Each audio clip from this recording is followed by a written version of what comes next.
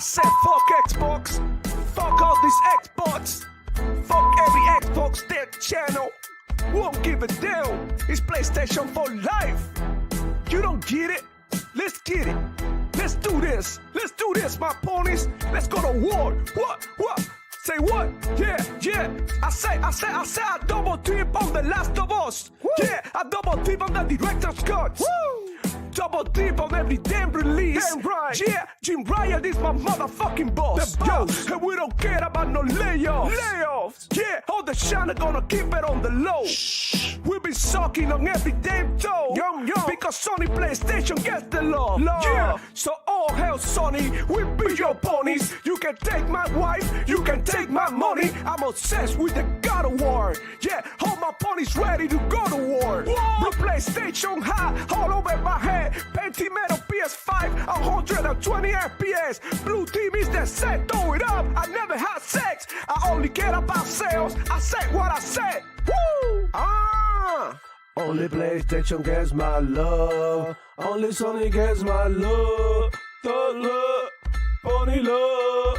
Only PlayStation gets my love. Only Sony gets my love. Thug love, pony love. Only PlayStation gets my love. Only Sony gets my love. Thug love, pony love. Yeah. I see you Xbox. I see you playing on Game Pass for free. Nah, man, we don't do that over here. We pay $70 a game. Yeah, you Xbox be broke. You so stupid, so goofy. Fuck you, Demo Flow. Fuck you. Like and subscribe. Yeah, if you wanna see me more on Demo Flow Gaming channel. Fuck this dude, I'ma pop in the shot every time. Yeah, but I'm here to show my pony love. And you with it? Say what?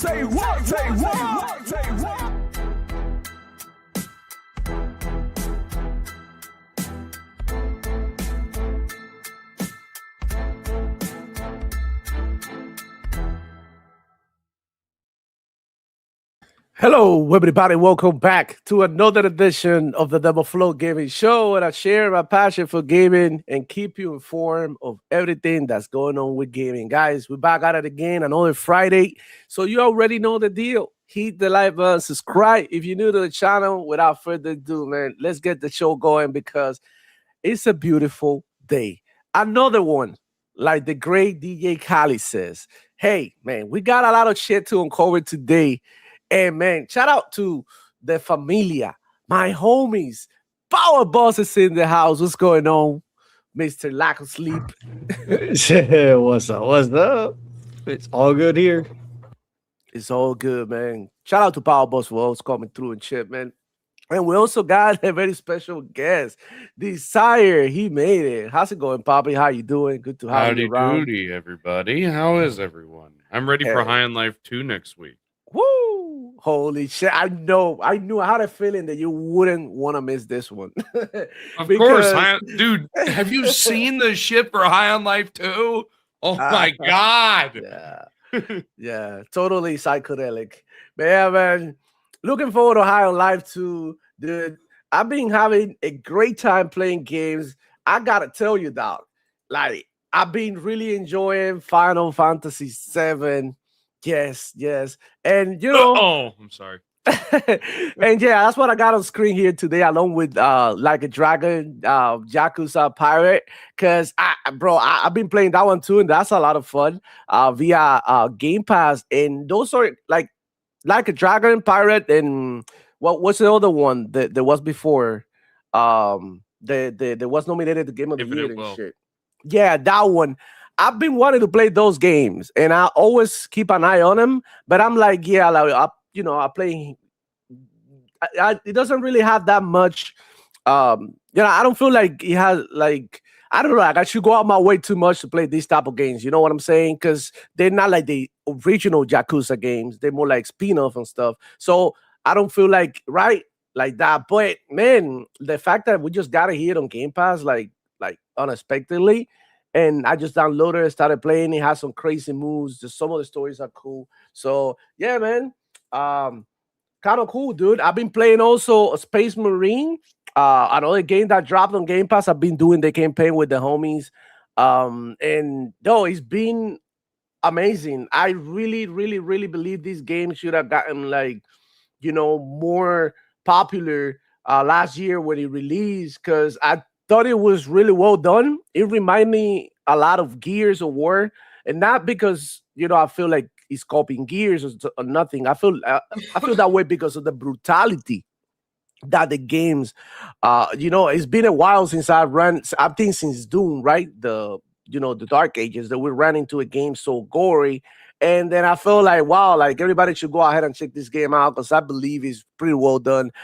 Some nice abilities, and you definitely need your homies to watch your back because the screen gets full of enemies, man. Insanity. So check it out. I've been playing that shit on Game Pass as well. As the new season of Call of Duty, I've been checking out the new maps. I think they score like a 1 out of 4 maps that I like. The other ones I didn't care for too much. I'm mixed on one of them, but so far I like the one that is called Saki. I think that one is the best one when it comes to competitive gaming. They just dropped rank as well. So the season is here. We're about to grind. I like the what I seen, the Black Cell and the Battle Pass. I think it's cool. I like the vibes.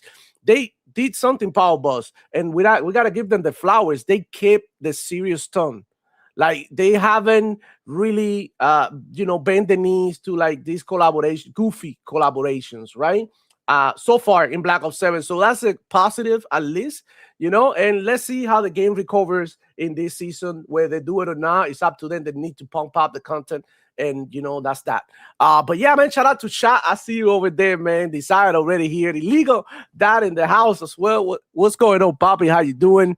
I'll be playing that too. Which one? Like Final Fantasy or Space Marine? Miguel Diaz in the house. Let's go demo. I'm ready for the salt.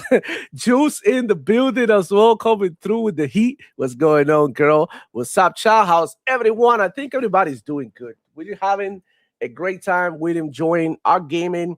We are going to start with maybe I think probably Desire like this topic more than anybody here. But yeah, we're gonna start talking about that night Nintendo Direct that just happened and everything that went down. We're gonna be playing it in the background as we speak about it because I didn't get the chance to watch the Nintendo Direct. Was it good or we're gonna watch it right now, bro? Honestly, I hope Nintendo doesn't copyright me. You know they about that life, but I don't care. They do. They probably will. Yeah. No. I'm not gonna play the music. I'm gonna play only the things in the background, and we're gonna sort of discuss because I think there was a big Xbox presence in the show, and I think that we gotta talk about it because Bethesda was there and they were in full support of the Nintendo Switch, so that's good. So if you play Xbox games and you have a Nintendo Switch and maybe you'd rather play Indiana Jones or Fallout or any of these games on the Nintendo Switch, now that you can do that, man. So I feel like this is like, one of the things that people criticize about Xbox, but when you look at it from, real gamer point of view, it makes it so much accessible for people to try their games. And I think that's a beautiful thing, man.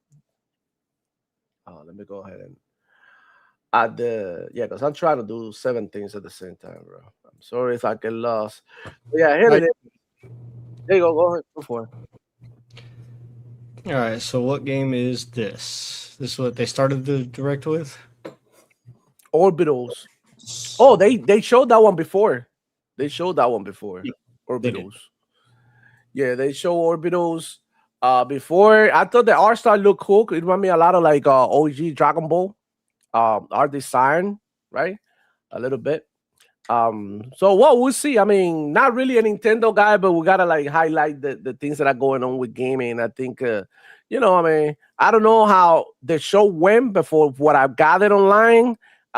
It wasn't a lot to they weren't too happy, yeah, they weren't too happy. So yeah, man. Honestly, what do you guys feel? How do you guys feel about Bethesda heading, supporting Nintendo these ways? Is it like a good or bad move? And when we speak about Bethesda, we're gonna make a little parenthesis in there, and we're gonna speak about Obsidian too, because a lot of shit is going down with Obsidian, so we gotta speak about it. But how do you feel about like Bethesda going on Nintendo Power Boss, and what do you think it means for them now? I mean, I'm happy more gamers are getting to play the games. I did see, I think it was Morrowind, that was shown on Switch 2 hardware, and the frame rate looks god awful. Yeah, it couldn't run the second to easiest run out of all of the games from Skyrim series or Elder Scrolls, but still, I think of it as Skyrim every time. Well, Elder Scrolls in general, yeah. I know it's the second to easiest to run, only behind Arena, because Arena is just one location. I will say it depends on if they're using the older Morrowind or the new re-release of Morrowind, and I think it's the new re-release, and that's UE5, and that's why it's running choppy. yeah. Even though they re-released Morrowind. Either way, Oblivion. You guys are not going crazy. I'm playing the show at 2 times the speed. That way we can get through it real quick and not spend too much time in here. But yeah, Paranormal Sight doesn't look like a game I would like to play at all. But you guys like judge. Yeah. Yeah. Awesome, bro. Yeah. Yeah, I'm not interested in this one. Yeah. Not interested. Not interested into this one. Maybe we can like skip it up. Because well, actually, I'm interested into that one. I own the first one, Captain Tsubasa. I'm into soccer, so of course, and I like the anime as well. I enjoy it. Yeah, I might check it out. I hope it comes to other platforms because I think this one I got a copy of this on Steam. But yeah, they don't say when it comes, so available 2026. Just that one is. This year. I'll pick it up like 5 years later when it's like $3 or something, bro. I'm gonna be honest with you. Tokyo Scramble. This looks like a Resident Evil ripoff. Yeah, Silent Hill type shit. Dinos. Stealth game. Wow. Okay. Yeah, I lose like dog shit. Yeah. It doesn't look too impressive. No, definitely not, man. Let's get to this one. Cool. We got Valheim. Oh, that one is available everywhere. They show that. We know Valheim's been a while. We got Hollow Knight Silson. Wow, now is when they get it. Okay, that's good. I feel like this game was underrated when it first came out. But now people actually know how to appreciate a good Metroidvania. So I think this is a good game that they're getting. I think it's on Game Pass as well, if I'm not wrong. And there's also what is going on what is this? Football Mat Kickoff or something? Some FIFA ripoff? Yeah. Not interested. The Adventures of Elliot, Age of Magic, another. Oh, this one looks interesting. Gives me like what is this? Sea of Stars vibes. A little bit. Good. Final Fantasy VII Rebirth. Announced for Xbox as well, guys. Not bad. So it's coming on Xbox as well. Well, the whole trilogy, right? We got a Square Enix. They came out and they said that they're not gonna do the whole exclusive thing. That they feel like, their games deserve to be everywhere. And I feel like that's the best way to look at it. I think they wasted a lot of time with Sony PlayStation in their exclusivity deal, and now that they realize that the games could be bought for by more people, and it's like the backpedaling. They also show Pramata. Not interested in this one. I was at first when I first seen it, but then watching the gameplay made me realize this probably wasn't gonna be for me. It's just like too slow, and you're carrying a girl the whole time. Might be good eventually. I've heard some good things about it. Yeah, there's a demo. Yeah, there's a demo. Not sure about it, how I feel. I will have to try it out. Obviously, it's not on Game Pass, so I will have to buy it. I might try the demo. Yeah, you got that choice yet too, right? Try the demo, see how it goes. Oh, and this one, this one was like the best announcement. The Turok, and now actually my homeboy was actually texting me this morning. It was like, "Do you see the gameplay and shit? They have both first and third person." So as you can see, you can switch back and forth. And I feel like more games should do this, man. It doesn't matter. Just make it more. I mean, it shouldn't. It is not that complicated, is it? Like, I don't feel like this is like the most complicated thing to do, to offer both perspective, first and third person. And that's it. I'm digging it. I'm definitely playing that one either on Xbox or in the PC or whatever. We got Kyoto Xanadu. I don't know what the hell is this. Looks like another gacha game. Yeah, more of the same. Might be good, might be mid. Yeah, we'll have to check it out. It's an RPG. It reminds me of Persona a little bit. Digimon Story. Maybe Powerballs like this one.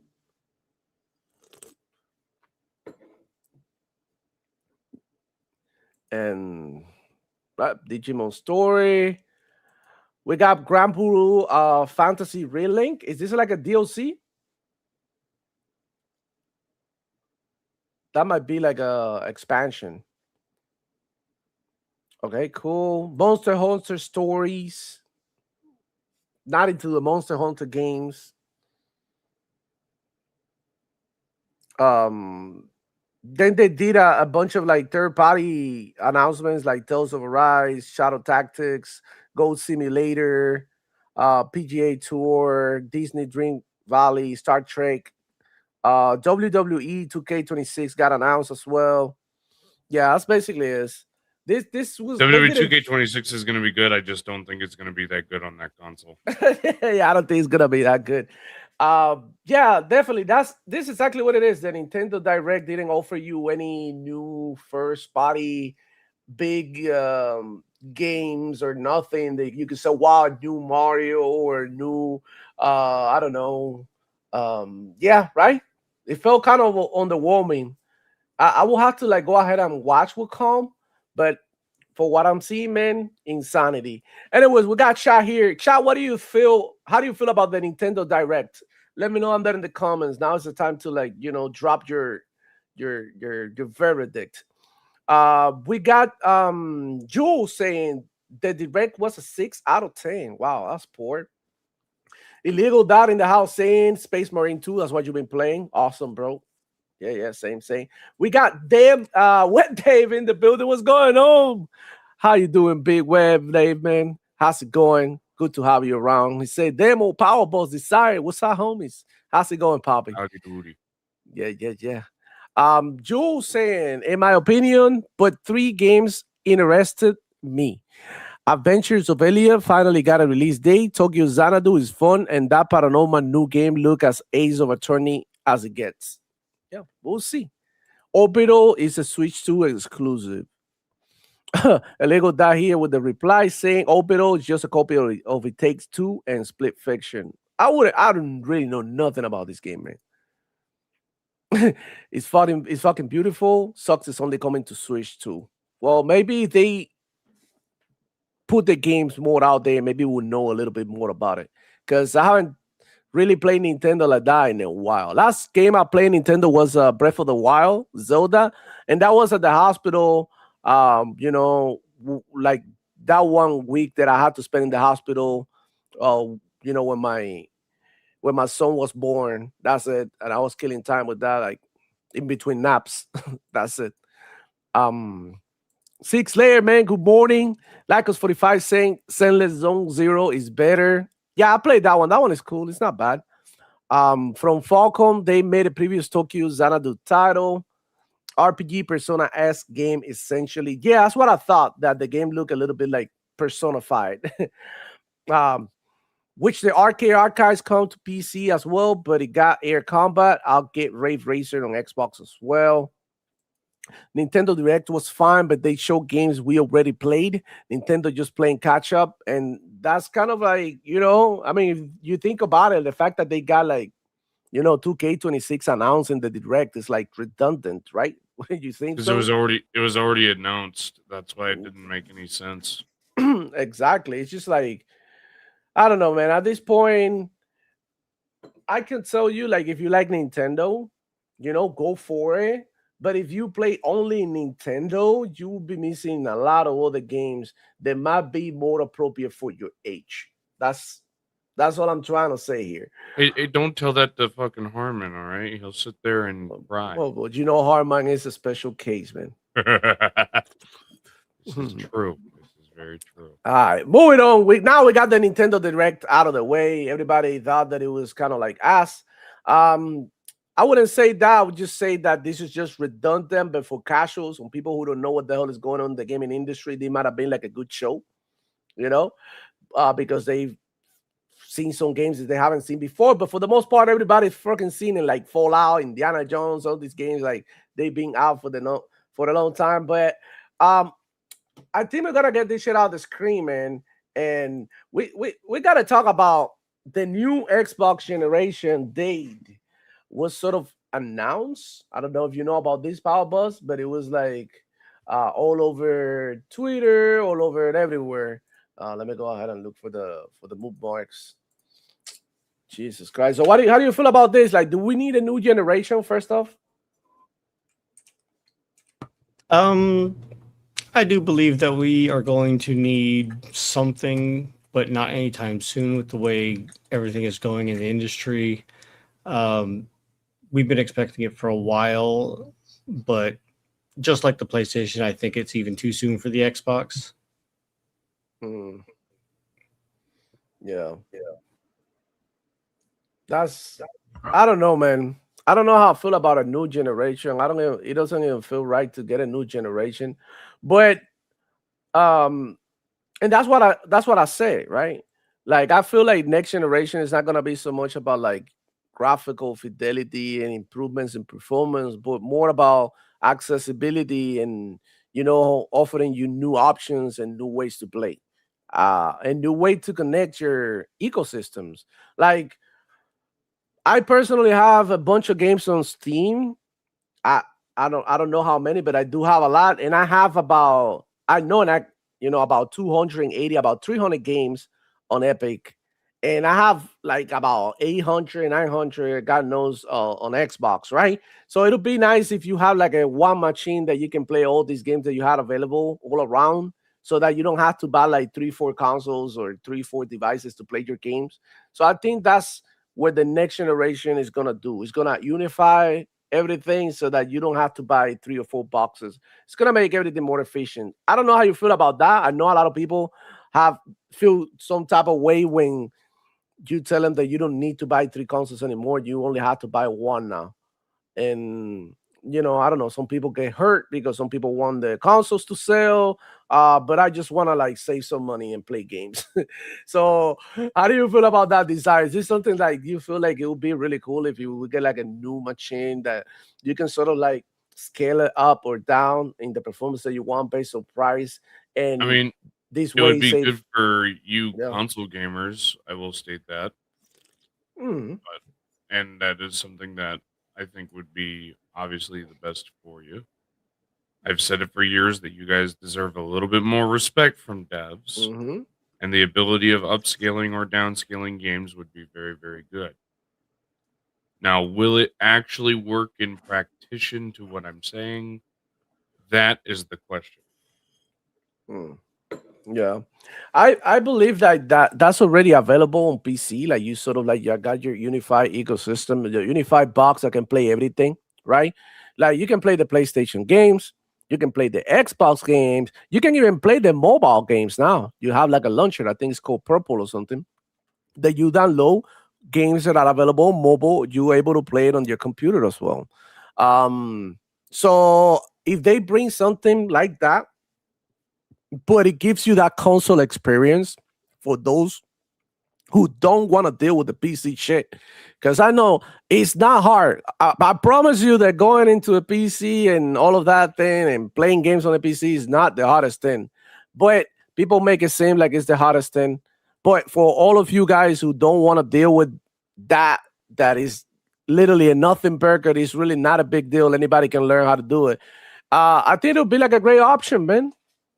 You know, It it'll could be hard if you made it hard. It's yeah. not. If you go around messing with everything and changing everything around all the time, and then you make it confusing for yourself, you know.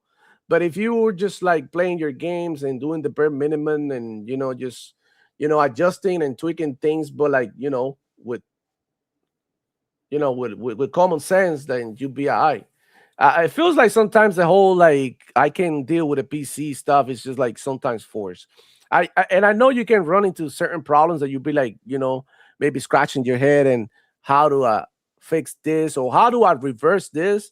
Like, so something as easy as you have two displays and you turn on your game and the game plays in the display that you don't want it to play. That could be, like a bad experience for somebody who comes from PC that doesn't have to deal with, choosing the right display. You feel me? And this is something like as simple as that. And I don't know who was saying this yet. I think it was Hard Geek saying it on Simone and Dudo's show. Like just something so simple as turning on and off your computer, utilizing your controller, like means the world to some of these players. That some of them don't even want to get off the bed. Like in PC, I know you have different ways of doing it, Desire, probably, but you literally have to like get up, touch the thing, and whatever. But at the same time, console players will get up to change the CD from the CD player. So it's all like I feel like I don't know. We are in a weird space right now, but I do feel like where we heading, it's looking good. Because I do feel like if we get a new generation of consoles that that are as capable as the PCs, or basically PCs with like console capabilities or the ability to go back into like the console UI that you want, not only Xbox. I mean, if you want the PlayStation share, you can also get that too. If you want the Nintendo user phrase, that would be great if you can get that in any device, and it wouldn't be any if it wasn't tied to just a single ecosystem. That's just the way I feel. It makes everything more convenient. But some people might differ. So let me know down there in the comments how you feel about this. But yeah, it was due to the AMD CEO. She said that the next Xbox is set to release in 2027. So next year. That's about right? That's what everybody thinks. Yeah, I think 2027 will probably get the console released next year. Yeah. All right. Well, we'll see, man. Because I don't know. I don't know how I feel about that. I don't even feel like we need it yet. I don't either, but they're probably going to overlap with the series generation because let's not forget that Xbox also does backwards and forwards compatibility. So I think that's going to have a lot to do with the time frame that they're going to try to release it. But one thing that we know for sure that fanboys are being delusional about is they are not going to release the next console and have it be cheaper than the current console. So unless they drastically reduce the Series X and the PlayStation 5 Pro, the next generation of consoles, they're literally going to be $50 to $100 more than what is currently out on the market now. And that's not including that we're expecting another price hike because of everything that's going on and what it's going to be to manufacture these new devices as well. Yeah. So that $1,000 console is probably likely. And we already see that the Xbox ROG Ally X is already $1,000 as it is. Yeah. Yeah, this is what we're seeing in the trends, right? Like everything is getting more expensive, but it's like, damn, man, why? Why do I have to ruin it for us, man? Like, we're just out here having a good time. We're expecting to, get discounts in these consoles at this point. Like by this time, the Xbox Ones and the PlayStation 4s, far into the generation, they were cheaper. Yeah. And sadly, it's not. And that's something that I've told people that are consoles. That's one thing I'm not a fan of. Yeah. And it's like, ridiculous that prices are getting skyrocketing right now. Yeah. It's like consoles are Pokemon cards now. Like it's so weird.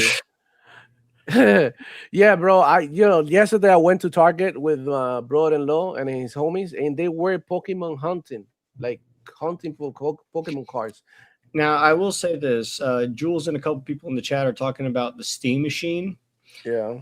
Just keep in mind that the Steam machine is going to be roughly around the base PS5 specs for a PC. So it's going to have rough performance in between the PS5 and the PS5 Pro.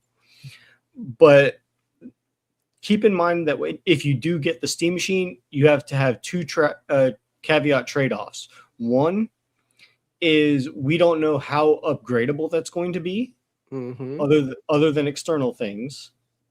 Right. And two, we don't know the trade-off of the new Steam OS that's going to be put on it. So yeah, the whole that's going to multiplayer be thing. another thing. Yeah, the whole multiplayer thing with Linux. Yeah. So that's going to be a big trade-off that people are going to have to also take into account and look for.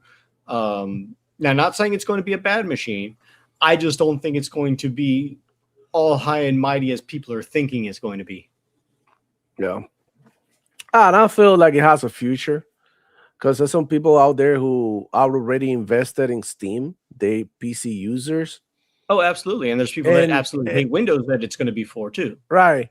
And they want to upgrade, and maybe they got lesser or lower spec PCs than what the Steam, the new Steam machine is gonna offer. So it makes sense for them. It's just like this question too, and I get it all the time. Like people asking me, like, what if the new Xbox comes out? Are you gonna ditch your PC and just play on the new Xbox just because it is a PC with the console specs? And I don't know, and I don't think, and correct me if I'm wrong, I don't feel like the next generation of Xbox is gonna run as hard as a 5080 with the 9950X3D CPU combo. I don't think that's happening. My assumption it's gonna be probably in the 30 series. Like 3080 is my assumption. No, because I'm pretty sure that the Series X is already in the 30 series cards. Oh yeah, you're right. It is. It is. So it's going to at least be a bump up to the 40 series. It'll probably be a 40. I don't think it'll be a 4090. I think it might be like a 4070. I'm thinking that too. Which the problem with the 4070, and it's a problem that consoles already have, it has an overheating issue. So True. The exact same thing I've been stating about the next gen console. I don't know if they're going to have the cooling parts that they're going to need to run something up that high. I mean, even the PS5s right now with the liquid metal is starting to have tryout issues. Tryout issues, yeah. I would say, man, I wouldn't ditch my PC, but I wouldn't ditch the idea of upgrading my Xbox and my Xbox Series X to the new Xbox, but only if I it off. New one, I'm gonna give my Series X to my stepson upstairs, and I'll trade in my Xbox One finally towards the new console. Yeah, I would say I would just see how it does and see how it is, and then I can decide whether to pick it up or not. Because what if the new generation comes and I'm still able to play games in my Series X decently? And when I want more power, I could just come to my PC and get it here. Right. It's just like I always tell everybody, use common sense, play around with your budget, see what the difference between wants and needs. And I think we are living in a crucial moment now in society that you have to define that very well. Things that you need, things that you want. Do I want a 5090? Hell yeah, I would love it. Do I need it? Is the bigger question based on the hardware that I have. To state that if you have a 40 series, there is no need for a 50. Yeah, genuinely. I think so, because I mean that's what my brother-in-law has in his rig, a 4070 Ti, and it's good. It's good. He plays Call of he's playing at 1080p too, but still, it's freaking good. I mean, because the only upgrades for the 50, it's very, very marginal compared to the 4090, the 5090, and it's so much more. It's just not worth it. Now, if you're going to say, oh, well, it has a better AI, that's true. But are you spending fucking $4,000 for better AI, or do you want to have the exact same output naturally? I'd rather have the exact same output naturally for cheaper. I think it's a smarter decision. Yeah. But what And do I to know? your I just point- build PCs. To your point, Jules, about the Steam Machine being upgradable, don't forget that the only things that can be upgraded on it are only the memory, the SSD, and the RAM sticks, but those are laptop counterparts because of the form factor of how this is a mini PC. Right. So it wouldn't be like actual PC parts, but laptop parts. And I don't know how Correct. hard are those to get. They're just the same, but just some motherboards are incompatible because of the different size factors of the RAM sticks. Yeah. So shout out to Jules. He say, I love this game show. The game show. Space Paranormal Marine game. is awesome. Yeah. Oh, the paranormal. Gotcha. Lycos in the house. What's going on, man? Illegal Dot in the building saying these games are just like countless indie games that get dropped frequently in the console and PC stores. Don't know how Nintendo gets away copying so hard for them. Damn, that was harsh. Let me see what else. Who else is here? Yeah, Jules won the Steam Machine. C4 Skills in the house saying I will be ready next year for it, and old one signed me up for it. Oh, he's ready for it, man. A lot of people are like actually waiting for this. We got Michelle Hernandez here with the super chat, man. Sorry that I miss you, bro. Joe, my bro, Demo Flow, love you, bro. Love you, Bobby. Yeah, he was the one who actually shout out to him. He was the one who actually told me about the direct, the Nintendo, and about Turok. And I was like, oh shit. I was like, send me the link. And that's how I watched it this morning. And then I realized while I was watching it that was showing the Nintendo Direct. So shout out to him for showing me stuff. And it's always good when people like send you a message and they be like, oh, check this out. And it's like, wow, like, God damn it, like you sent me something cool. And that's why I love this community as well. You feel me? Because sometimes on Twitter or even Discord, y'all send me messages like, yo, you seen this? And I found out through you that something big is going on because I'm oblivious and I can't be on top of everything. But shout out to everybody who goes ahead and contribute one way or another to to the channel and to the show, man. Shout out to you. C4 Skill says the next generation should be between $850 and $1,000, and I have to agree with that. Yeah, I think that's about right. That's what we're gonna see. We might see something below $850. They do something like the Series S and give you like a cheaper option of the during the generation. But for what I don't think they're doing the affordable console again.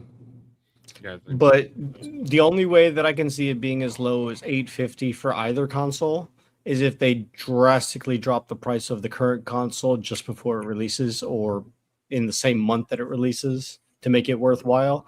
But at the same time, by them doing that, they're also reducing the trade-in value for the current consoles towards getting the next one as well.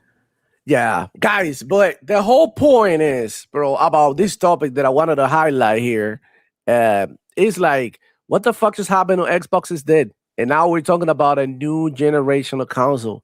And this is a bullshit that Sony ponies have been feeding everybody for a long time. All those numbers came out about Xbox financial situation and how some of the numbers look bad. And a lot of articles came up saying that Xbox was done. Like it's literally the same shit every year at the same time. Like it's funny because those numbers, really even though Xbox everything was down, they still generate about a third of all of PlayStation's total revenue combined. Their net worth. It's crazy with less consoles out there. So, yeah. Yeah, man. It's just like what I've been seeing online is crazy, and we've seen it with the reports of Obsidian, right? The Outer Worlds, which I love, didn't sell very well. It should have. It's so good. Well, but the fact that something is good doesn't mean that it's gonna sell.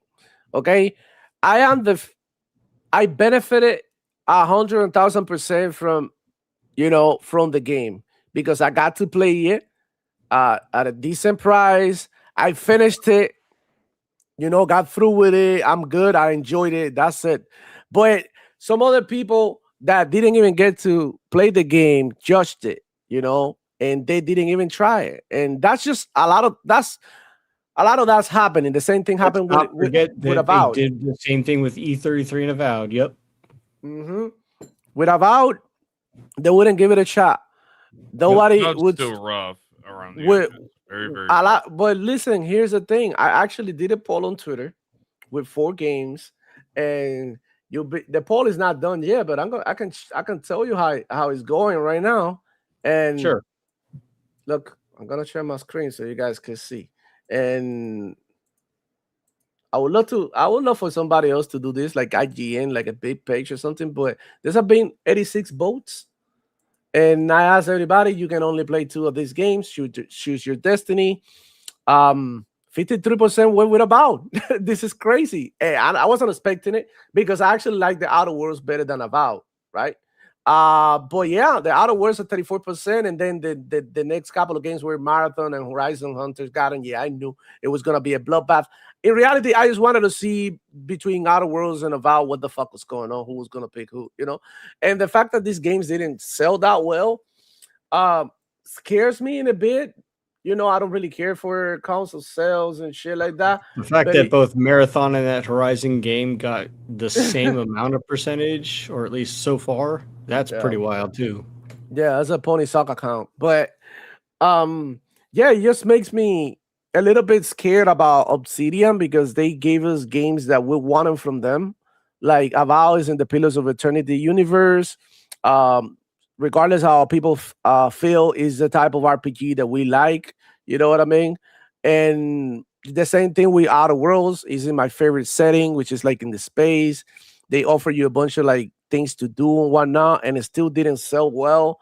It makes me feel some type of way because I feel like some of the franchises that once used to be strong are not as strong as we might think.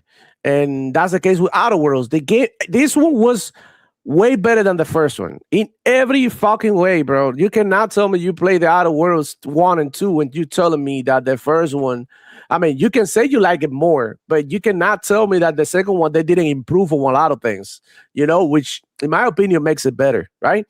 But I mean, I don't know, bro. It makes me kind of scared in the sense like they're gonna start to be profitable because you know how these studios got to be profitable, and they're going to start to gravitate towards things that they think might sell rather than working on things they love to Hey, work if on. I get Fallout from them again, we'll be all right. Yeah, but that's the thing. It'll be cool for people who like Fallout, but then after, if you only You get don't one like thing from Fallout? We're gonna them, fight. and and that's all they do, and they condemn to do the same game over and over, just like you know other studios, then wouldn't that feel like like fucked up?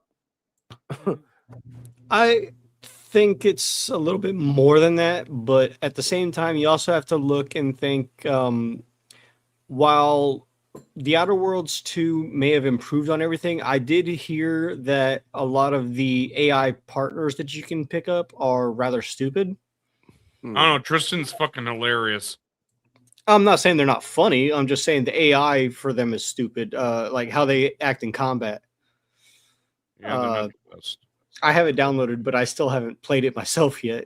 I've been playing too many other things. They're not the best, but they weren't the best ever. So Yeah, and I think that's probably to the game's detriment that that's the only thing it didn't improve upon, but it's no worse than the first game by far. So Yeah. the fact that it didn't sell, I mean, we knew being on Game Pass that game, it wasn't going to be big in any method because Right. selling 1 million copies while it's on Game Pass is still pretty phenomenal, Yeah. especially with only 30 million consoles out in the wild. Yeah. And let's not forget that latest report that AMD shared saying, or not AMD, Take-Two.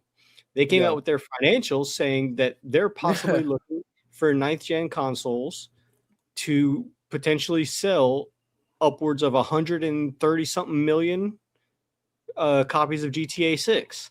And the Switch 2 is not classified as one of those consoles, both because it's not coming to the Switch 2, and two, because the Switch 2 is classified as a hybrid in its own case. It's still a 9th gen, it's just not one that GTA 6 is shipping on. And Right. Sony just came out saying they had 92.2 million shipped, but that's not everything sold to the customers.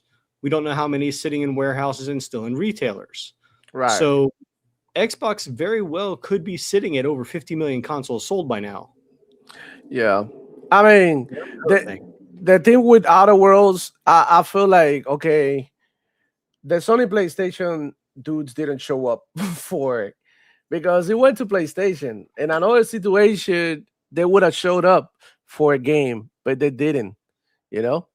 And that's also like, I don't know, like they got to start thinking like, is it worth it to put it on PlayStation after all, you know? Like, especially when it comes to certain games like that. But I know they will regardless because, I mean, a dollar more is a dollar more, right? But it just makes you wonder, like, what the fuck is going on and why are these games not selling, right? And I know Game Pass plays a huge part, right? Because a lot of people play via Game Pass. But at the same time, it's like you cannot criticize, Obsidian for not selling the game when the game is on Game Pass too at the same time. It's kind of like a weird situation, right? It's like, okay, you're telling me that I'm not selling the game, but people chose to play the game on Game Pass. So I'm kind of curious to see how many people play the game on Game Pass. And that goes. I ordered the most expensive edition. I fucking loved this game. I knew I would. Yeah. But that's the thing, man. What might be good for you might not be good for others. At the end of the day, if you think about it, games like Fallout, games like Skyrim, and all of that, they popular. But at the same time, we're living in a time that people were having a hard time reading fucking menus and taking their time to upgrade their skills and all of that. We're living in a time that people want to play fast and want to get shit done. They want to press one button or create my character automatically type shit. Even though you can do that shit in the Outer Worlds too. You can like put your points automatic. So it's just like they made everything so much easier for everybody. And at the same time, it's like, that it didn't do good. And I gotta also blame the fact that they announced this game at $80 first. And I think that played a huge part. That was really stupid. That was really dumb. So I think that hurt the game a lot. And I feel like also like some of the shit that they put in there, it's just like people took it the wrong way. Like they made fun of you if you purchased the most expensive version, and they give you like a flaw that is called like you can like calm your titties down when you see something and you have to buy it type shit. So a lot of people took that the wrong way, bro. And I've seen some tweets of people say, "Wow, this game didn't sell because you offended people." I'm like, bro, you ever been to a stand-up show? You know what I'm saying? It's just like people are so soft right now, dude. And we're gonna keep talking about that, but I see chat active down there, but y'all going crazy. We got C4 Skills in the house saying the new Xbox will have Steam, Epic, and more. Why waste money on a Steam box? Well, I mean, at the end of the day, Steam doesn't care, right? They just want to sell you the console and they want you to use Steam. So it's a win-win situation. Some people would want to go ahead and be 100% on Steam, and that's cool. But I wouldn't recommend anybody to be tied up to only one ecosystem because you could lose your account. You could, so many things can happen. You could be disappointed. And that's why we see so many crash outs online. So I would say, go ahead and play whatever you want. Don't feel like you need to be tied up to any place, console, or ecosystem because that's going to be bad for you ultimately. Joe's in the building saying, Steam, you're an idiot. Oh, I said that out loud. No, but for sure, get Steam. Don't hold on. Get Steam. Like I just picked up what is it like? Hell's Forest? Is that the game? I just picked it up. My homeboy just sent it to me. God damn, what the Green Hell. That's a good game. Yeah. I picked it up for $2 on Steam. It's like $2.40, some shit like that. And I haven't played it, so I'm excited to try it out tonight with the homies and play a brand new game that I picked up for $2. It's like, He said no fucking brainer. So by any means, go ahead and get Steam. Go get Epic. Get all of them, bro. Don't be dumb. You know, don't be like, oh, I'm a PlayStation only fan. Like, don't be like that, man. Don't be I'm an Xbox only fan. Open up your mind to new shit, bro. Like, it reminds me, this shit is like funny because it reminds me of the first time that I tried mac and cheese Power Bus. Cool story. Y'all know I'm from Cuba, right? In Cuba, there's literally no food. Don't let nobody fucking lie to you. Like, I never in my life seen mac and cheese in Cuba. They didn't exist. Okay. And shit like that, simple shit like that, it doesn't exist. Like, we don't have McDonald's, there's no Burger King, there's no Subway, none of that shit. Okay. So my cousin up in New York, it was cold as fuck. He woke me up. He's like, oh, it's snowing and shit. I was like, oh shit, man. We go outside, we play. He's like, I'm gonna make you feel like you a real American. And then he made me some mac and cheese, but he made me the instant mac and cheese. And I thought it was trash. I thought it was, wow, this is terrible. And instant mac is it's the worst. For years, I thought that mac and cheese was awful. For years. Well, fast forward to maybe 10 years after that, I started dating this chick. She was Italian, Irish, and she took me to a traditional American, Thanksgiving. This is what, like, Thanksgiving is one of my favorite holidays. And with her family and shit, and I try out for the first time baked mac and cheese, like the real shit that they do, like, like southern, out here in Florida and shit that we do. And man, that shit was so good. And I couldn't believe that I was missing out so many years of mac and cheese because of one bad experience. So that being said, guys, like, it may not be the same everywhere. Go ahead, open up your mind, try new things. If it didn't work the first time, give it another taste later on, see how you feel about it. Maybe you are, out in the mood for that. Same thing happened to me with Expedition 33. And I said the story here all the time. Started playing it, didn't feel it, came back from work with a different mindset. Maybe I was tired, more chill, less energetic, just want to do something cool. And I ended up loving it. It's just like, timing. So maybe later on, that being said, maybe later on, people will try games like Avowed and, and Outer Worlds and be like, oh shit, maybe it wasn't that bad. But I mean, all I gotta say about those games are good things. I'm just gonna be honest with you. We got the Archangel Nexus in the building saying Team Steam Deck. What's going on, Pave? Good to have you around. Yeah. The Steam Deck is also a viable option. Like, you don't need, that's another option in case you don't want to get the whole Steam machine and you still want to experience games on the go and docked. You can get this, that's the beauty about having different options. We got Eternal D87 in the house saying, I got the 5070 Ti. That's all I need. Fair enough. 5070 Ti is fire. Illegal Dad saying, the Drinkers guy still says not happening even after the latest do. Bro. Hey, y'all, come look at this.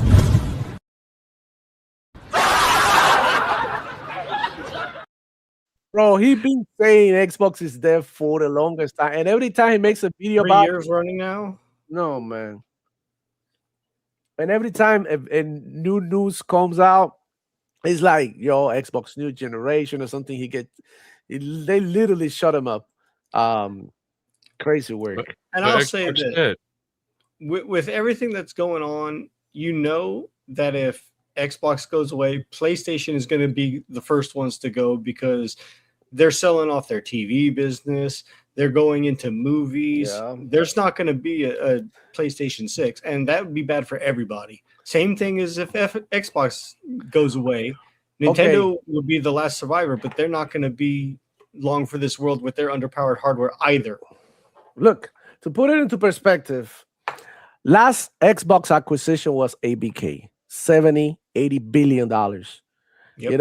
Latest Sony PlayStation acquisition was 10% of Kadokawa, bro. Huh? Yeah, 10% of Kadokawa. It's not even like 10% of Elden Ring. So, I mean, come on, guys. Chill out. Eternal D87 saying Xbox ain't going anywhere. The Roman Empire didn't fall within the day. That's true. Yep. We got Cold Classic Cage. What's going on? She says the only acceptable game on that list is Outer Worlds 2.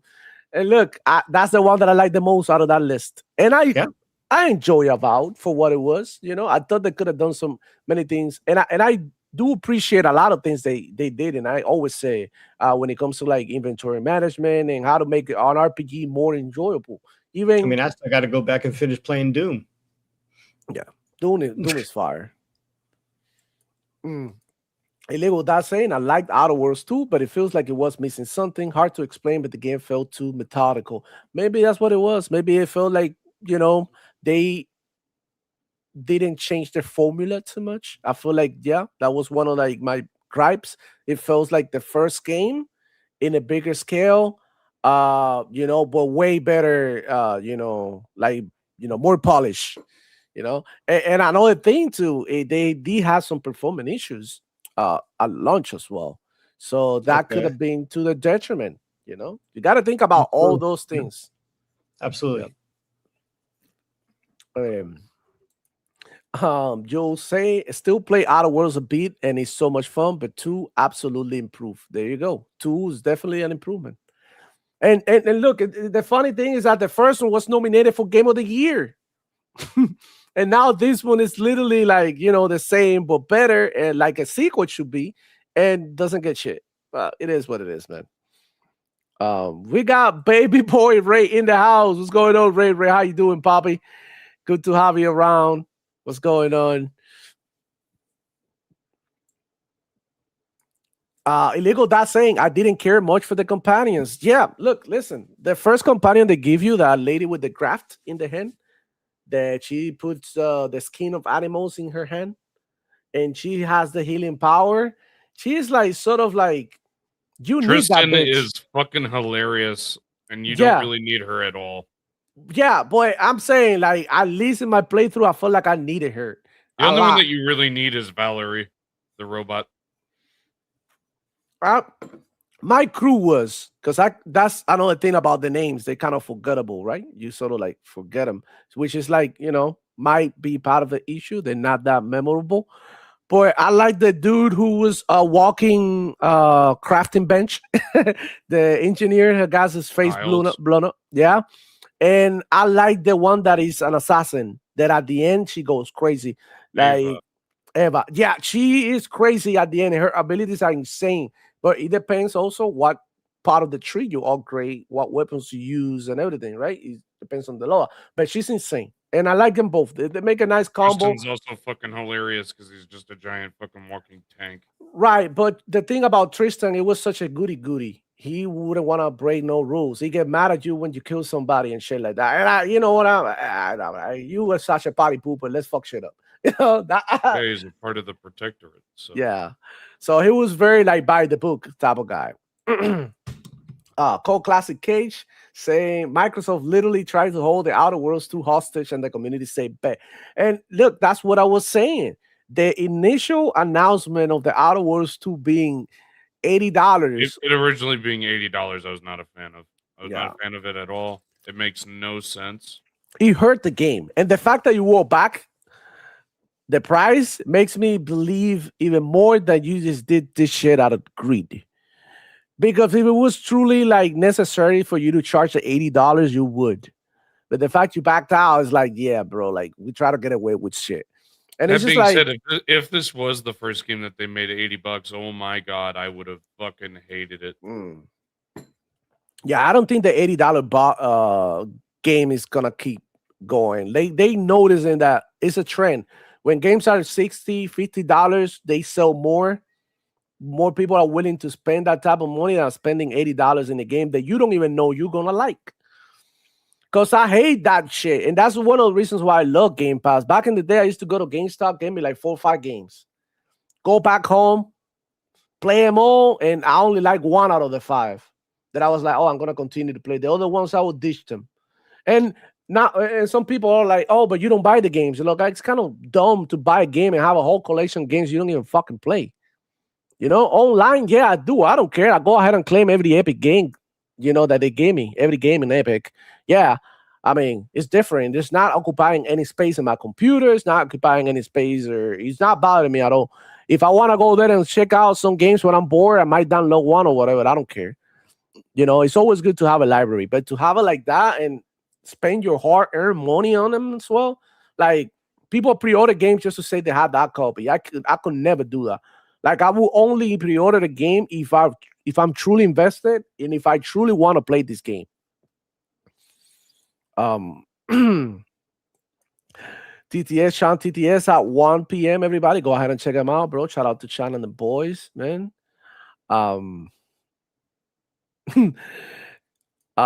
Baby Ray in the house as well. God damn it. Check this out, bro. Donnie 602. If Outer World 2 was a PlayStation exclusive, it would have won Game of the Year somehow, some way, a Grammy, a Golden Globe, and an Oscar. Bro, yeah. What's up, bro, boy, man? How you doing, man? Good to have you. And that is true. That is true. We're gonna get into like this thing right here. We gotta talk about it, guys, because man, oh man.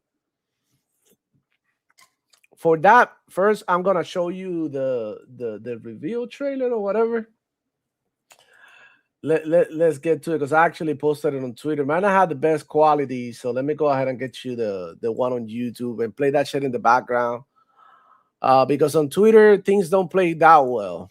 But yeah, Guerrilla Games. I saw bits and pieces of this, and the only thing that I've seen is it looks like a Zenless Zone Zero Wuthering Waves wannabe with Horizon styling, and it's got one really obese character that everybody seems to be talking about.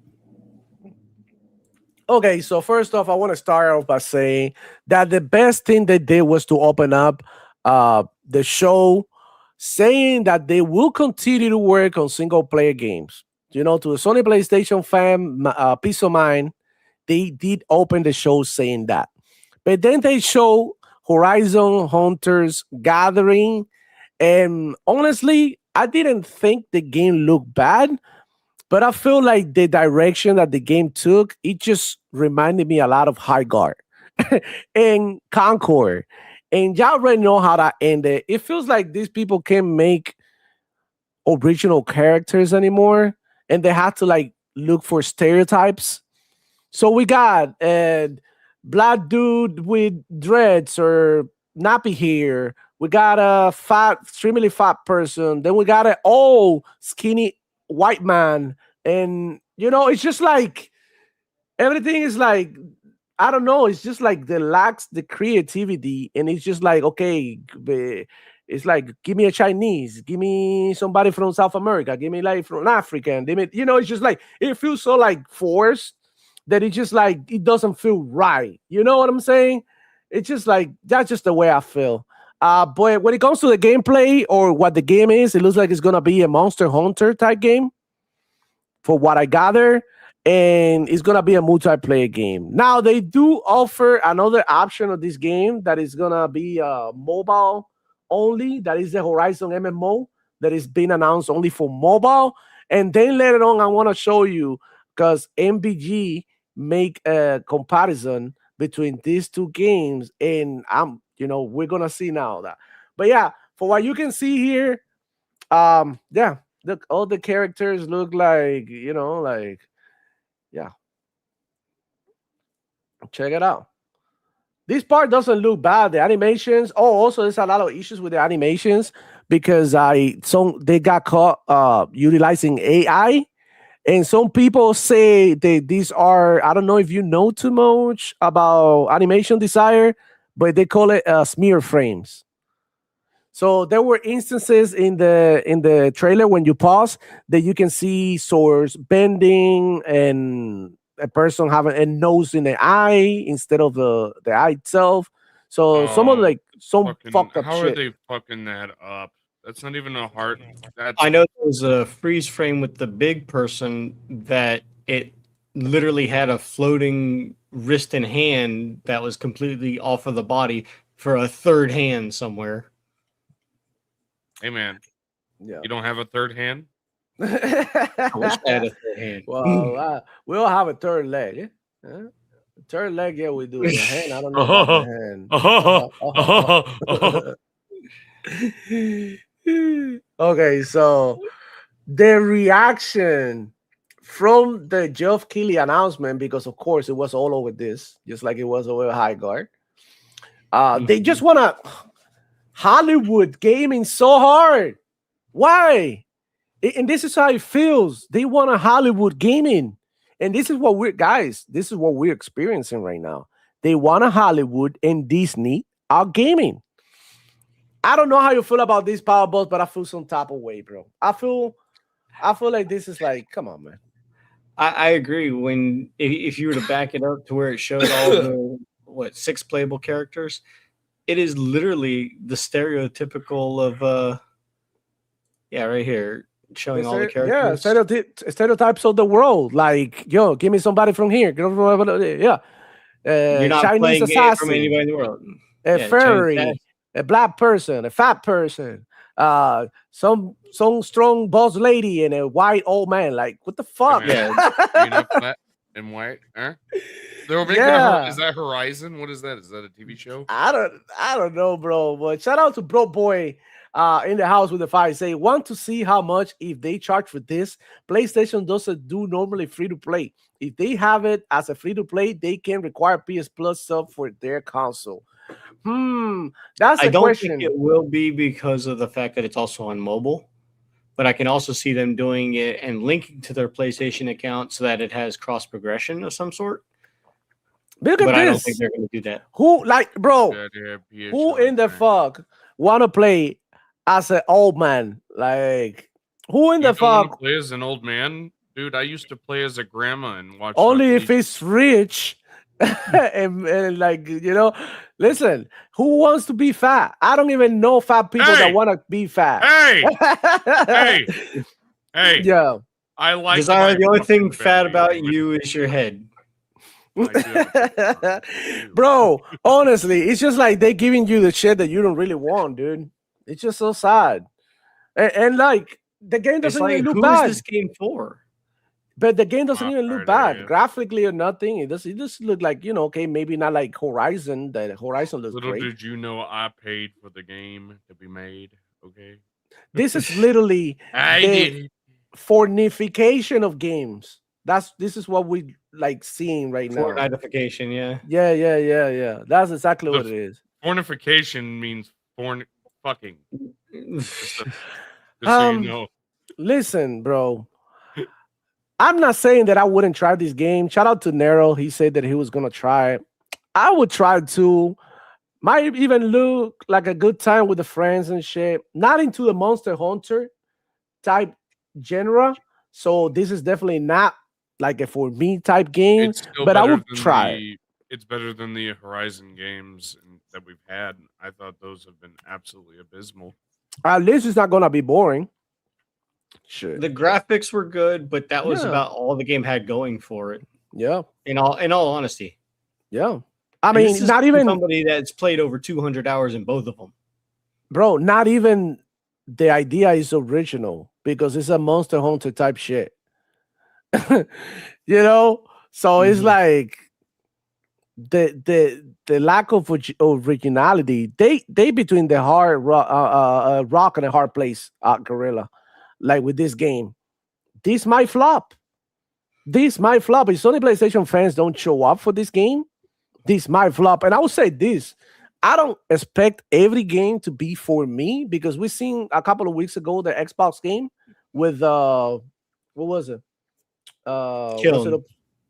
Killing, right? And we say like we're not into it, but we can see how some people might be into it. This is the same situation. Now, there's real people behind these games that need their jobs, that need to keep the food on the table and all that. And it feels like this is how many games like this that they made and it hasn't worked. And this doesn't look like anything special. That's just what I'm trying to say here. This is literally going to be Concord 5. Hey man, you don't like Concord 5 Return of the Cord? Cut the cord, more like it. Concord. Look, Concord 5. I had Return to the I had to show you the Geoff Keighley post and the reactions under. Because you have Concord, which literally came and went like a fart in the wind. We just got High Guard, and that is literally dying a slow and painful death. No, it was We're pretty about to- fast. We're about to get Marathon, which is literally going to be Concord 3. DOA. Yep. DOA. Shout And out then to if it ever comes out, we got Fair Games, which is going to be Concord 4. So this makes Concord 5. Yep. He have more parts than Fast and the Furious, probably. Getting there. Yeah. There's about to be an 11th Fast and the Furious. Okay, so Geoff Keighley, of course, doesn't show up for anything that other companies do, but when it comes to Sony PlayStation, you know he's out there licking the boot. But yeah, announcement trailer for Horizon Hunters Gathering, new live service game for PS5 and PC from PlayStation. And you hear number one, Mr. Roach, God himself, Concord 4, and he The Roach King ratio. himself. Yeah. It's not my fault that I just like that. I'm one like my homie. Like he ratio for like 10,000 likes. That's bad. We got Pigeon here saying Guerrilla really said, remember the Monster Hunter style game that shut down because no one played it? Let's make that exact game. And it's not looking good. Nobody look, Sega should have been your just one more. It's not looking good. Ventilator. I still can't believe that Concord 2 was the fucking final thing of the show. That everybody all like, oh, we're gonna get Half-Life 3 or something. Which right. Memes. That was never gonna happen. But it was a funny meme. Vanguard's crazy. This didn't work for Dauntless even when it was free. People don't want these games anymore. How is this supposed to attract any players when it costs money? Sony live service keep flopping because they copy dead genres instead of making innovative games with competition. So right there, they're saying that it's going to be charging. Oh, that's just wrong. You moved on pretty quick, said Tivo. Holy crap. There, man, the old share here we're going in. Classic by CJ. Somebody said stop recommending games to us, please.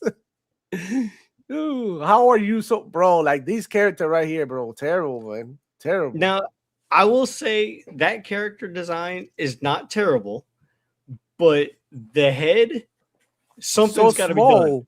So small. Make it fucking larger, bro. Because we don't need to play as Desire in the game. Bro, they made it. Listen, this is an optic illusion. Not listen to this bullying. Hey, they made the head small to make it look bigger. That's the whole point. That's why. That's what's like. She looked bigger than she actually is.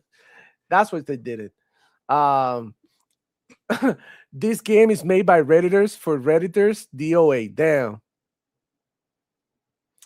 The Disney Pixar Fortnite Overwatch style is exhausting. Yep. Characters are hideous. No one likes this. This is under Geoff Keighley.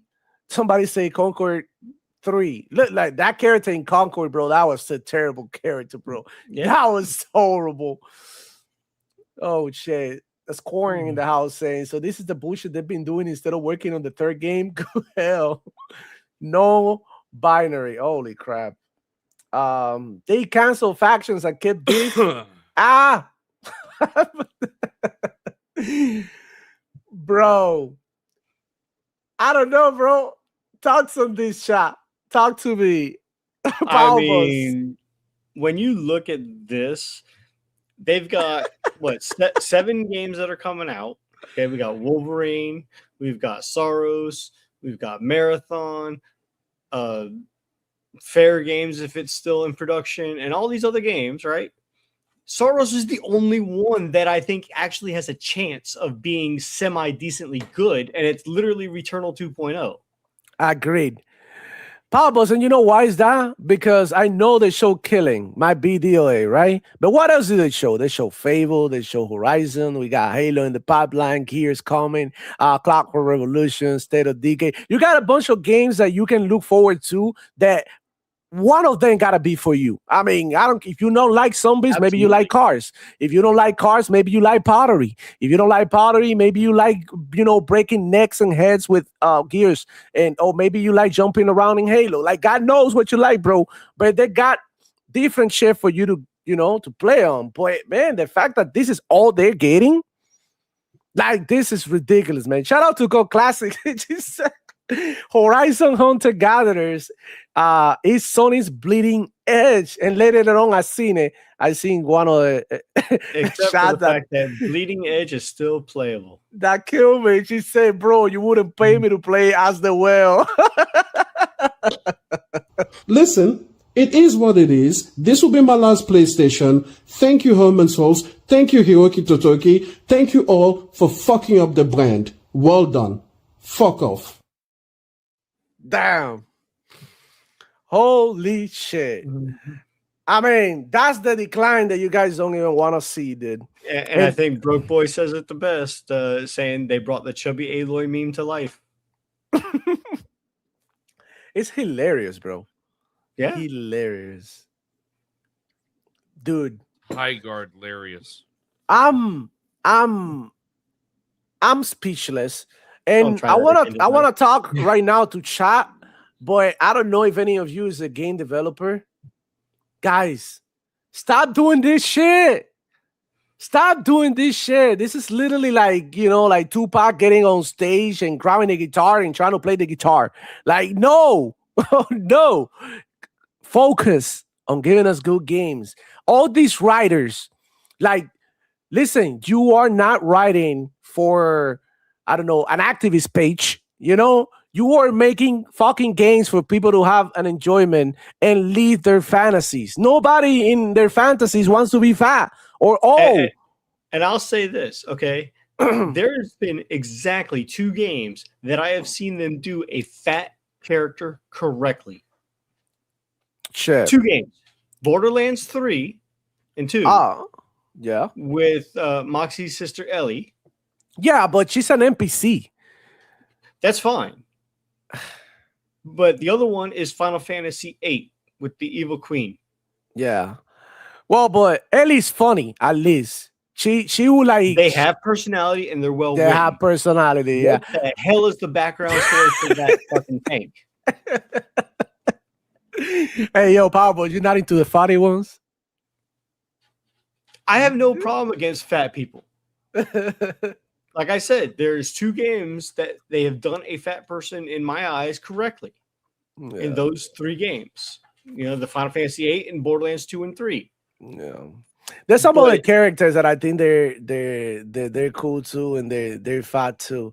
But it's not about being fat; it's just all about like the proportions, right? And the intent behind it. Like it's like, okay, we're gonna make a character fat just to have a fat character in a game. Like, okay. Good, like why don't you allow people to make their own characters then? That's even better. Create your own character, and then you have classes. That's it. That's even better. Like, stop with this nonsense, and allow people to create their own shit. If you don't know what to do like Fable did.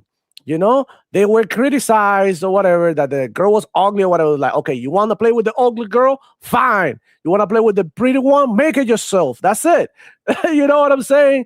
Like, give players the freedom and stop pushing agendas in gamers. It's not a place to do that, bro. We already got the movies ruined by all this shit. Demo and Desire. Have you ever played Final Fantasy II, the originals? No.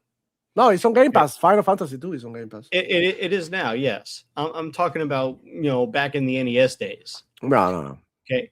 Final Fantasy II was one of the first games in Final Fantasy with what's called the job system, where you pick and choose what your character is, and they specialize in what that job does. Okay. And Final Fantasy II has like 30 different jobs.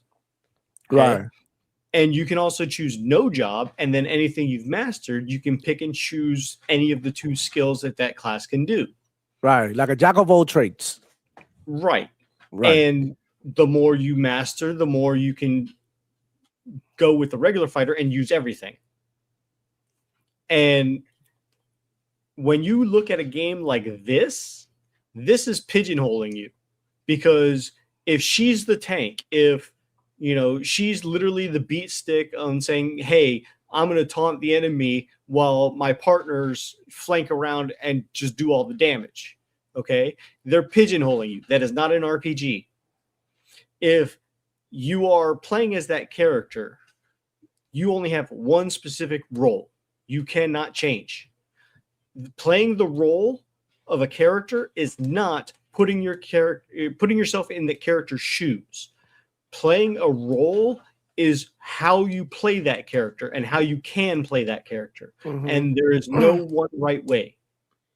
And it is your play style. If you want to make somebody who's, you know, a white mage that does black magic, then fine. You're going to be literally doing that. If you want to play as a red mage where you have both white and black magic, but you can choose something like a swordsman so that you have the best weapons in the game at the same time, okay, fine. You're sacrificing some of the top end magic so that you can be a better physical attacker. So you have both worlds, but you're a glass cannon. So literally that is the difference between what is and isn't an RPG. And these people are not getting. Holgar is dying on the street corner near you.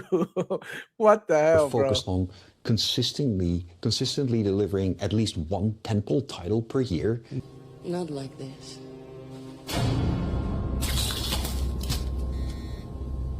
Too late. That's One fraud. temple title. What is it that Sony PlayStation is getting this year, guys? Jean in the Wolverine. chat actually makes a very good point. Another great fat character in the game, E Honda. He's a sumo wrestler. He's meant to be fat. Yeah. And he is a beloved character by everybody in the Street Fighter universe. Even people And he's a cosplay as staple. him. Yeah, it's a staple for sure. Hey, I will Yokozuna your ass, boy. Yeah, we had like, you know, 5 people that we like I don't know, like Rikichi from WWE, Mark Henry, you know, to Big Show. Big Show, right? Some of them that were like, you know, fat, whatever, we don't care about them, like cool people, but they had like personalities, they had shit going on for themselves, they had some crazy moves or techniques, something going on for them. But this person literally had nothing. Like this character is just like, you know, empty. They're making them literally, no pun intended, a one-trick pony. Yeah. You are a pony. I don't count that Genesis only because of the fact it's about kids. Genesis is. But I get what you're going. Like us, what if I say we need P-Lump here? He likes all them plus size women. Hey, nothing wrong with that, but yeah, but I know what type of plus size women he's talking about. This ain't no, like, this is not what P-Lump is talking about, bro. I promise you. Somebody say Snorlax. Oh, Borracho from Mortal Kombat. I hated Borracho. Disgusting prick fighting in your face. Well, he was at least a unique character because he did the Drunken Fist. Yo, call classic, bro. Like, why do you have to wake up and choose violence like this? Just say, E Honda has a valid excuse to be fat. It's part of his job and culture. That white woman got no excuse. Holy absolutely, shit. Absolutely. Holy Do I have an crap. excuse? You don't have an excuse either. Well, maybe it is cold. You know, maybe if it's Desire cold. has his own fur coat. Bro boy saying, don't know if you saw Planet of Lana 2 has a release date of March 5 or 5th. Also a Play Anywhere title. There you go. Check it out. I think that's also going to be on Game Pass, just like the first one. I don't know. I haven't played the first one. I heard good things about it, but I haven't had the chance. Same. Oh. It didn't look like a game that was going to be interesting to me, but it does seem like it has a good story. Yeah. It's like, sometimes it be like that. You see a game and you feel like, okay, it's cool, but it's not for me, and that's why. Okay, even though I'm cooking, you know, Horizon, whatever, Hunters and Gatherer, if it is free to play, I'll give it a chance. How about that? But if they're charging for this shit, there's no way in hell I'm spending $1 here, dude. I mean, I'm straight up. And that might be the biggest problem of the game. the fact that it might have one of those premium price tags that they talk about, like $40 for marathon or $40 for this. You imagine $40 for this? You know how many cool games you can buy for $40? I'm just telling you about Green Hell that I got for $2. It is, I promise you, way better game than this shit right here. So there you have it, man. Sometimes it be like that, and like straight up to the developers, give us cool characters, bro. Like, give us some of the cool shit. We want to see cool shit in video games. No one want to see a Karen activist, whatever, in a video game. Nobody cares. People play games to play games, unwind, get off from the fucking bullshit that's going on in real life, dude. We want a cool shit. Cool shit. Give us cool shit. That's it. That's the name of the game. Cool shit. That's it. Like focus, get like something. Does it look cool? Ask your kids before you release a game. Does this character look cool? Is this something that your kids will or your friends will play? Ask these type of questions, dude, because it matters, right? And I'm not a person who focus so much in how a character look. I'm a person who actually focus on some of the other shit that you can do with the character. But at the same time, it's like you want to feel that connection with a character, something that you want to play, role play as, or something you think is cool. That's what you want. Hey, we got Crazy Louis. He want to be tagged in. Okay, I got you, fam. Hold on. He want to say he's On that note, I'm gonna actually have to head out. You gotta go. Yeah, so he can take my place. Yeah. I'll send peace him out, over. everybody. Have a good one. All right, Bobby, take it easy. Thank you for coming. You traitor. Thank you, everybody, for coming out, and I'll see y'all next time. Yeah. Peace, man. Peace. Let me go ahead and send the link to Crazy Louis. Man, insanity, dude. Insanity. Ay. Crazy work, Desire. But I mean, we'll see where this game goes.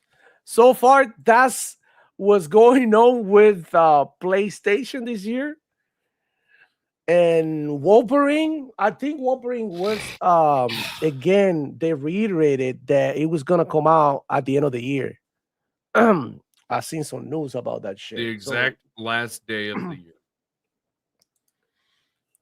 Oh, December 31st? Yeah. So should it count? Because y'all even gonna play that shit? Y'all with the family. I'm not Y'all playing play it the that next day. day? Hell no. I got shit to do that day. Probably, I don't know, bro. We'll see. If it comes out and it's good, and I might play. I don't trust them after Spider-Man 2. Spider-Man 2 was terrible. Yeah. Well, a lot of people like Spider-Man 2, to be fair.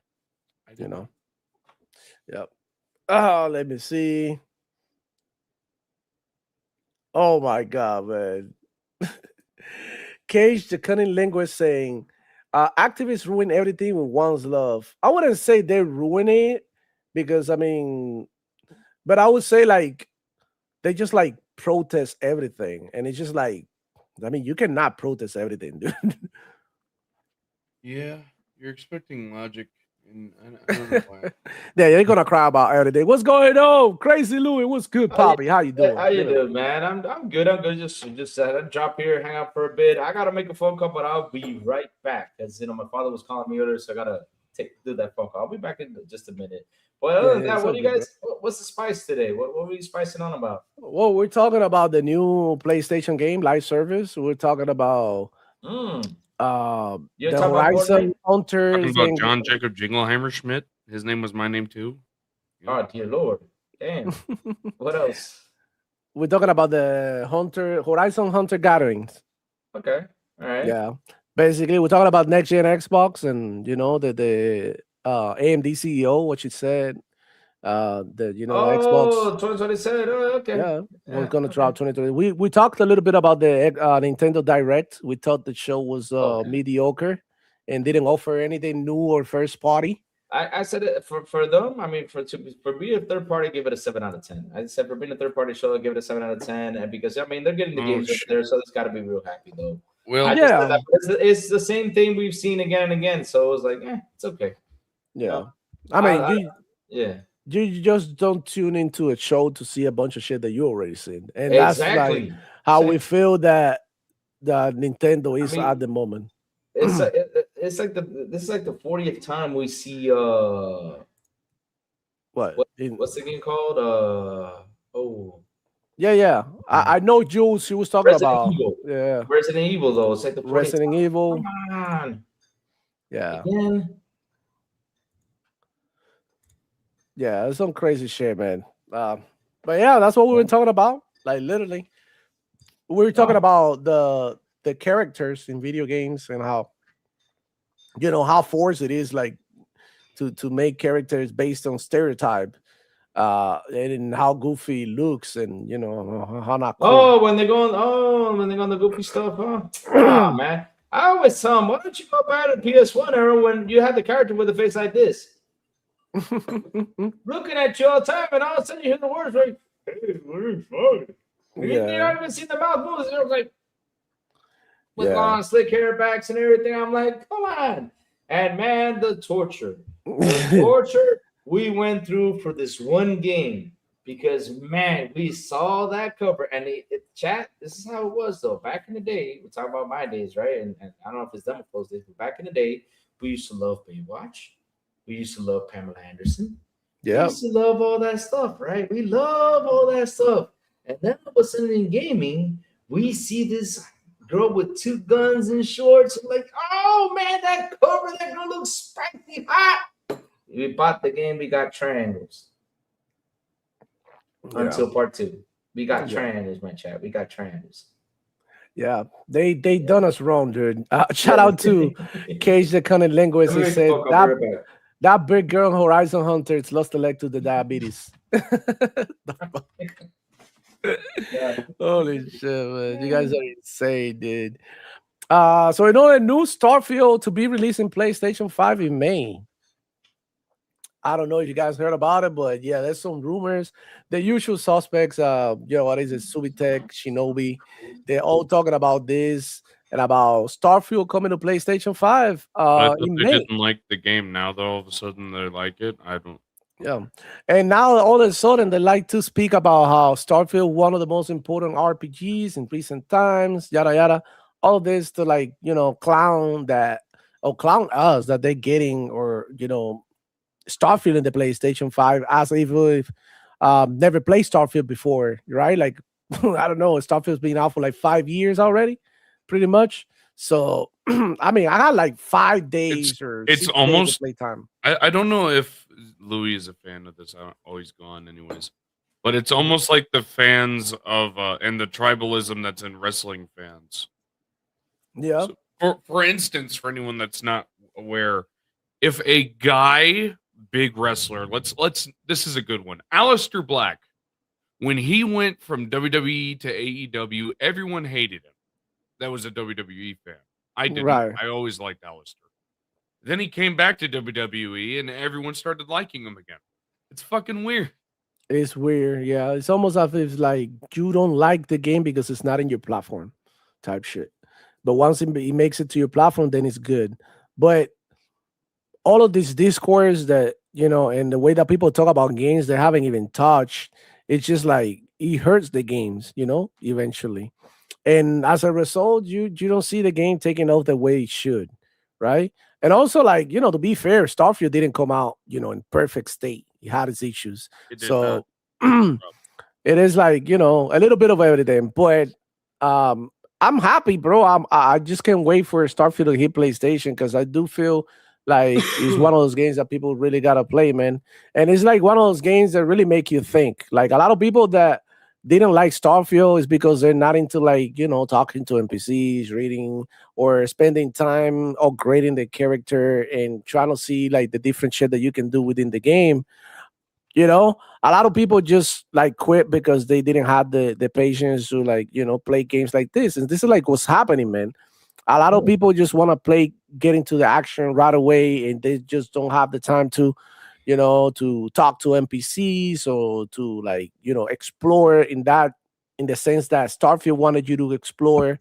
They just want to go straight into the action. That's it. And then they complain with the game is shallow. they say, "Oh, the game is shallow," and when they drop you Ooh. straight up into the action. So, I mean, for Starfield, you have to be patient, but Mm. once you get going, you get going, and then you start like accumulating resources and heals and weapons. And next thing you know, you got a bunch of weapons here, a bunch of weapons there.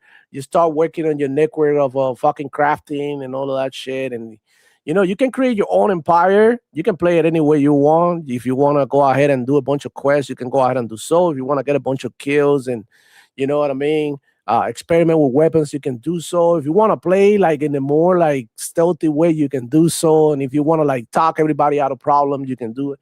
It's just like it offers you so much flexibility. And this is like why I don't get the hate. Like I think Starfield is one of those games that offer you a little bit for every type of player. And it was criticized, right? Rightly so, in certain aspects. For the most part, it was very enjoyable for me. Barely ran into bugs or nothing. Performance issues, of course, it was a heavy game. It had it at the beginning. But other than that, I had a smooth experience. It felt all the time like I was speaking to my homies and we were in Discord playing the game at the same time and shit. And we were like, with this sense of discovery, like every time we're talking about, oh, do you know that you can do this shit? Do you know if you put this shit here and then go there and do this? You know what I mean? There's always like, wow, like you discovered a bunch of shit, and it just makes you feel good. And that's one of the things what I love the most about Starfield is like how the game starts opening up, and then all of a sudden you can go everywhere and do whatever the fuck you want. So Yeah. that's how I feel about Starfield. And I think that if it goes to PlayStation 5, people who haven't experienced Starfield, yeah, they're going to, because I think it's good. I think it's good. I mean, I don't know if we're gonna get some receipts. We're gonna have fun slandering because now it's gonna be good. Does it matter?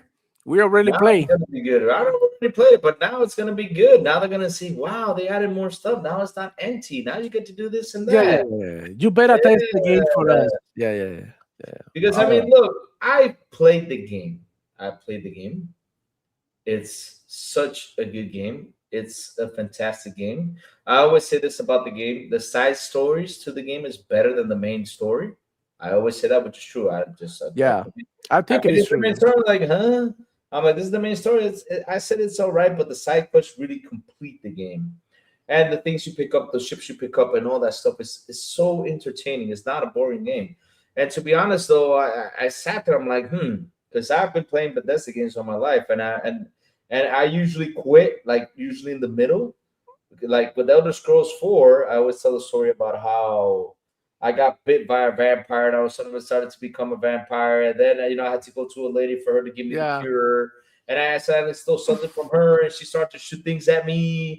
And I couldn't, and I killed her because there was no other way. I was like, oh, if I kill her, I'll get the potions. Yeah, right. That's it. I didn't go to get the potions. So I said, you know what? I'm done with this game. But Yeah. this one, though, the Starfield, though, really intrigued me. It was like, wow, this is amazing, though. Everything was great on it. And the people who complain and said, oh, there's nothing to do. I mean, hell, you can be in space and all of a sudden you get even a ship trying to sell your insurance. I mean, what the heck? I mean, it's a good game. Somebody radio you and asking for help, or somebody trying to you know what I mean?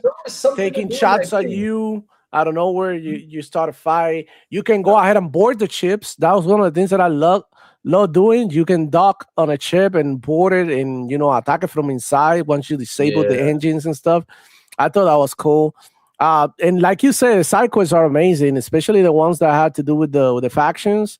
Like, the one that you get the Mantis, whatchamacallit, the Mantis suit. That is one of the best suits in the game. That you get it, like, you have to go through like a bunch of missions and you gotta jump through a lot of like hurdles and tribulations, and then you get that suit, and after that, man, it's all like like a smooth sailing. And I like the DLC. I try out the DLC. I haven't finished it, but I play a little bit, and then I thought it was cool. It was different. It was more linear. It was more linear. So I like that about it. And I just hope that they come back with a huge update.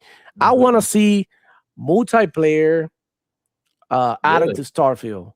not multiplayer like like 10 people in the map or something, but like the ability to do like sharing or at co-op least co-op stuff, with at least one person. You know how much enjoyable much more enjoyable would it be like to do all those things with like one homie, one of the people you hang out with, and hey yo, let's do this mission or take over this ship or whatever. I think that would be great, and I kind of want to see it maybe via a mod, but I haven't heard about no mods with multiplayer on Starfield. But definitely check it out, man. I'm super super excited for Starfield on PlayStation. Hopefully the game gets the love that it deserves. Other than that, I feel like the hatred that Starfield got was insane. and look, a lot of people that review the game didn't even know how the game worked. A lot of people were like complaining. Yeah, exactly. I mean, there was that was so funny. That had like 160 hours, and they said this game has nothing to do. But bro, you have 160 hours in it. Yeah, no, there's one person who made a review. I think it was IGN or something, and on their review, they said that they were having trouble finding quests and stuff like that. Wow, and I'm like, really? Wow. Yeah, you have a GPS system. I don't know how do you do it on controller, but I remember that in the keyboard is F. You press F, and it puts like a line on the floor, similar to Forza when it's teaching you how to drive, where to go, and then you follow the line, and it takes you everywhere. The quests, the shops, everywhere that you mark on your map. And they couldn't figure that out, but they review the game, and I'm like, that how in the fuck you got through the whole game without it? You must have a terrible experience. You play a game like for 50 hours and you don't know the most basic part of the game. It's insanity. And then like it goes to show that some of these people are not built like this. They're not into, they just review the game for reviewing the game. They weren't enjoying it. They weren't paying attention because it is set at the beginning of the game how to use all these mechanics and shit. So it is what it is, man. Not gonna stress it because I did play the hell out of Starfield. I did beat the game. I did beat all the missions with the factions, all of them. And I'm just at the DLC at this point. I haven't played in a while, but if they do an update with the release on the PlayStation, I would definitely go back into there and finish the DLC and do everything that there is to do with the new update. I'll be back into it. That's the best thing about it. We got Sanchez Gaming. Crazy Louis sent me here. What's going on, Poppy? Good to have you around. Of course, I said that's random. Like us 45 saying, yeah, for real. I thought Pony said it's Starfield. Now Starfield will be the greatest game ever to journers. That's right, bro. Like us 45 say Bethesda. Yeah. Bro, he caught a sword with his teeth. Oh yeah, that's on the on here on the what the fuck Pirates in Yakuza. Yeah. I think it's here. Look, bro, this game is insane. I love this fucking game. Shout out to Game Pass because I would have probably played this game like 2-3 years later. But yeah, there's a point in here that you do like a hit action and he grabs the sword with the teeth and then he open his mouth, let this go of the sword and smack the sword towards the enemy, and that's fucking. That's the type of shit we're talking about. That's the type of cool shit we want to see, man.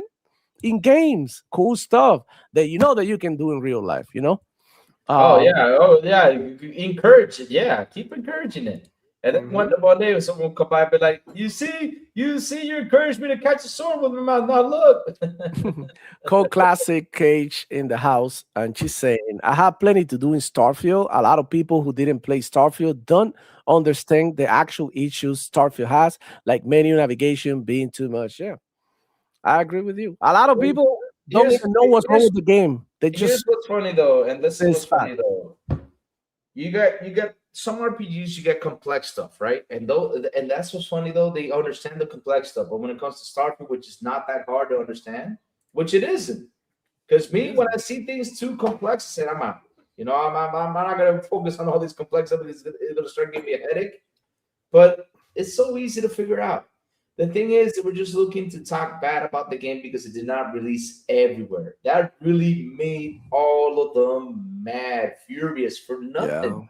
Because at the end of the day, And it's funny, Louis, that could have been Xbox future, right? Making ponies mad throughout the whole generation. Because Oh, they imagine could. if Yeah. they had kept all of these games exclusives, Mhm. like the Sony PlayStation fans would have been like extremely mad and all of that. But you know what? That wasn't possible because of Gene crying Ryan, who flew all over Europe and everywhere trying to stop the deal. And then, they made Xbox think in a bigger way. They're Mhm. like, okay, we're not just gonna try to sell you Xbox anymore. Hold on, we're just gonna take over your own box. Oh, sounds even better. We were giving you options here, but you decided to go with like what is ultimately gonna like cannibalize your shit because this was happening. Xbox is dropping a game or two every time PlayStation drops a game. So I promise you, when Wolverine comes out, Xbox is gonna have something that is gonna either drop that month or weeks within that game, or maybe even before. They always gonna make it hard for them and gonna make it hard for the PlayStation fan to choose between a PlayStation game and an Xbox game. And that's the type of what we're talking about. We're talking about like dropping a record after you drop a record. We're talking that's how it works, back to back. You drop something, I drop something. Let's see who sells more. And that's where everything is going now. That's the way that they're competing now. So, I mean, power to the players, man. At the end of the day, you speak with your wallets, and you are gonna pick and choose which games are you gonna play and which games you are not gonna play, and that's that. Mm. Mhm. Definitely, bro. Okay. All right, guys. I think I'm gonna end it here. I do have to take care of some things. I have to go get pick up my cars in the shop and things Remember like to play that. High on Life 2 next week, everybody. Remember. Yeah. High on Life next week, guys. I think it's gonna be dope. Looking forward to playing that one. I'm gonna be playing the hell out of freaking Space Marine 2 this Nice. weekend. And Nice. Final Fantasy VII Remake Integrate. I just picked up Green Hell on Steam for $2. So I'm gonna be playing some of that too. And Call of Duty Season 2, rank just dropped. So I'm gonna be playing some Call of Duty as well with the Nice. homies. And that's it, man. Just overall having a great experience with gaming, enjoying everything was going on, and just having a good time, bro. Just having a good time. Shout out to Chat. Shout out to Pano. Shout out to Pablo that left. He had no sleep this night and he was tired as fuck. And shout out to Desire for showing up as well. Thank you so much, homie. Let everybody know what you've been doing, dude, and where they can find you. Oh, I make salt content and make fun of idiots. I also play games from time to time. It's just a little rare. You can always find me on YouTube because I make videos every day. Yeah, I make fun of all the fanboys, all of them, everybody. Nobody is safe. You can always find me on YouTube. Yeah, I linked it in chat.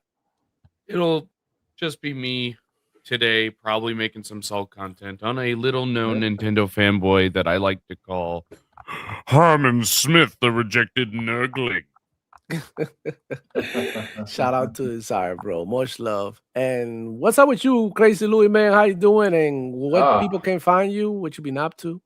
Nah, me, just doing my morning shows like always over there on the Xbox International Podcast channel. That's where you can find the crazy one on the dot, though. Even though on Twitter I'm at Crazy Louis Gaming, but I'm always at the morning shows just doing my thing. That's where you can find the crazy one in the mornings over there, the Xbox International Podcast. That's how it is. Awesome, but I'm bro. good. I'm good. I'm good. And thank you, Matt, for tagging me in for just this little bit. Just yeah, man. Little bit finishing things up. Friday, my day off. It's a complicated day with the family and all and everything that's going on. Like I said, I had to pick up my car from the shop. I was doing something to it. So yeah, but the mechanic was blowing my phone. I'm like, what the fuck? So let me go ahead and see how is that going. And other than that, man, just enjoy your gaming, play games, stay off Twitter, man. Do your thing. Fuck these haters.